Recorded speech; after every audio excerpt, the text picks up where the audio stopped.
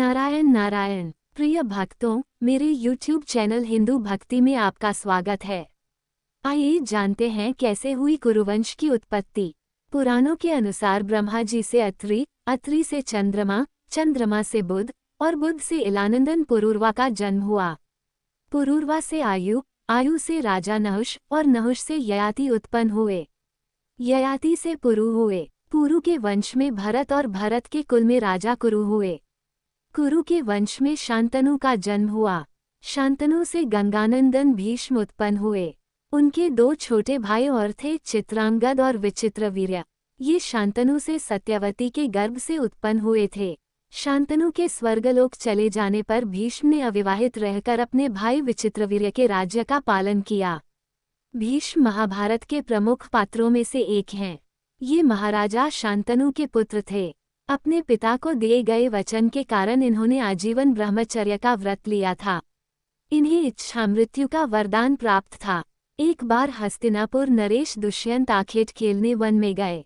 जिस वन में वे शिकार के लिए गए थे उसी वन में कण्वर ऋषि का आश्रम था। कण्वर ऋषि के दर्शन करने के लिए महाराज दुष्यंत उनके आश्रम पहुंच गए। पुकार लगाने पर एक अति लावण्यमयी कन्या ने आश्रम से निकलकर कहा, हे राजन, महर्षि तो तीर्थ यात्रा पर गए हैं, किंतु आपका इस आश्रम में स्वागत है। उस कन्या को देखकर महाराज दुष्यंत ने पूछा, बालिके आप कौन हैं? बालिका ने कहा, मेरा नाम शकुंतला है और मैं कण्वर ऋषि की पुत्री हूँ। उस कन्या की बात सुनकर महाराज दुष्यंत आश्चर्यचकित होकर बोले, महर्षि तो आजन्म ब्रह्मचारी हैं, फिर आप उनकी पुत्री कैसे ही? उनके इस प्रश्न के उत्तर में शकुंतला ने कहा, वास्तव में मेरे माता पिता मेनका और विश्वामित्र हैं। मेरी माता ने मेरे जन्म होते ही मुझे वन में छोड़ दिया था, जहाँ पर शकुंत नामक पक्षी ने मेरी रक्षा की। इसीलिए मेरा नाम शकुंतला पड़ा।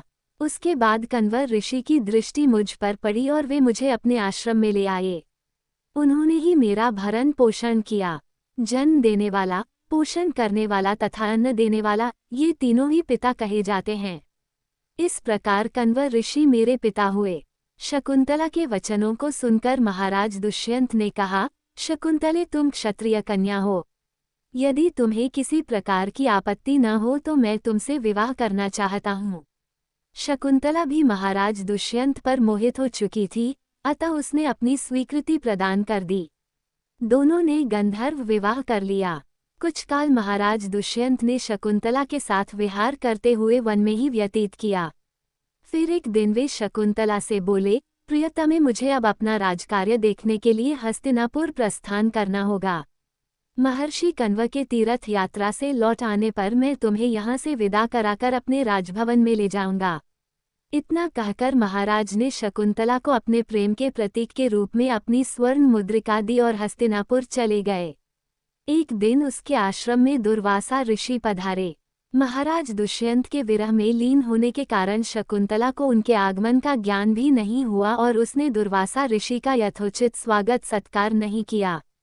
दुर्वासा ऋषि ने इसे अपना अपमान समझा और क्रोधित होकर बोले, बालिके, मैं तुझे शाप देता हूँ कि जिस किसी के ध्यान में लीन होकर तूने मेरा निरादर किया है, वह तुझे भूल जाएगा। दुर्वासा ऋषि के शाप को सुनकर शकुंतला का ध्यान टूटा और वह उनके चरणों में गिरकर क्षमा प्रार्थना करने लगी। शकुंतला के क्षमा प्रार्थना से द्रवित होकर दुर्वासा ऋषि ने कहा, अच्छा, यदि तेरे पास उसका कोई प्रेम चिन्ह होगा तो उस चिन्ह को देख, उसे तेरी स्मृति हो आएगी। महाराज दुष्यंत से विवाह से शकुंतला गर्भवती हो गई थी। कुछ काल पश्चात कण्वर ऋषि तीर्थ यात्रा से लौटे, तब शकुंतला ने उन्हें महाराज दुष्यंत के साथ अपने गंधर्व विवाह के विषय में बताया। इस पर महर्षि कण्व ने कहा, पुत्री, विवाहित कन्या का पिता के घर में रहना उचित नहीं है। अब तेरे पति का घर ही तेरा घर है। इतना कहकर महर्षि ने शकुंतला को अपने शिष्यों के साथ हस्तिनापुर भिजवा दिया। मार्ग में एक सरोवर में आचमन करते समय महाराज दुष्यंत की दी हुई शकुंतला की अंगूठी, जो कि प्रेम चिन्ह थी, सरोवर में ही गिर गई। उस अंगूठी को एक मछली निगल गई। महाराज दुष्यंत के पास पहुंचकर कण्वर ऋषि के शिष्यों ने शकुंतला को उनके सामने खड़ी करके कहा, महाराज, शकुंतला आपकी पत्नी है, आप इसे स्वीकार करें। महाराज तो दुर्वासा ऋषि के शाप के कारण शकुंतला को विस्मृत कर चुके थे। अतः उन्होंने शकुंतला को स्वीकार नहीं किया और उस पर उल्टा होने का लांछन लगाने लगे। शकुंतला का अपमान होते ही आकाश में जोरों की बिजली कड़क उठी और सबके सामने उसकी माता मेनका उसे उठा ले गई। जिस मछली ने शकुंतला की अंगूठी को निगल लिया था, एक दिन वह एक मछुआरे के जाल में आ फंसी। जब मछुआरे ने उसे काटा तो उसके पेट अंगूठी निकली। मछुआरे ने उस अंगूठी को महाराज दुष्यंत के पास भेंट के रूप में भेज दिया।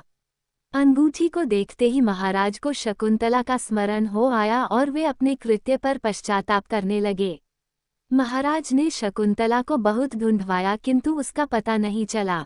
कुछ दिनों के बाद देवराज इंद्र के निमंत्रण पाकर देवासुर संग्राम में उनकी सहायता करने के लिए महाराज दुष्यंत इंद्र की नगरी अमरावती गए। संग्राम में विजय प्राप्त करने के पश्चात जब वे आकाश मार्ग से हस्तिनापुर लौट रहे थे तो मार्ग में उन्हें कश्यप ऋषि का आश्रम दृष्टिगत हुआ। उनके दर्शनों के लिए वे वहां रुक गए। आश्रम में एक सुंदर बालक एक भयंकर सिंह के साथ खेल रहा था। मेनका ने शकुंतला को कश्यप ऋषि के पास लाकर छोड़ा था तथा वह बालक शकुंतला का ही पुत्र था। उस बालक को देखकर महाराज के हृदय में प्रेम की भावना उमड़ पड़ी। वे उसे गोद में उठाने के लिए आगे बढ़े तो शकुंतला की सखी चिल्ला उठी, हे भद्र पुरुष, आप इस बालक को न छुए अन्यथा उसकी भुजा में बंधा काला डोरा सांप बनकर आपको डस लेगा। ये सुनकर भी दुष्यंत स्वयं को न रोक सके और बालक को अपने गोद में उठा लिया। अब सखी ने आश्चर्य से देखा कि बालक के भुजा में बंधा काला गंडा पृथ्वी पर गिर गया है। सखी को ज्ञात था कि बालक को जब कभी भी उसका पिता अपने गोद में लेगा वह काला डोरा पृथ्वी पर गिर जाएगा। सखी ने प्रसन्न होकर समस्त वृतांत शकुंतला को सुनाया। शकुंतला महाराज दुष्यंत के पास आई। महाराज ने शकुंतला को पहचान लिया।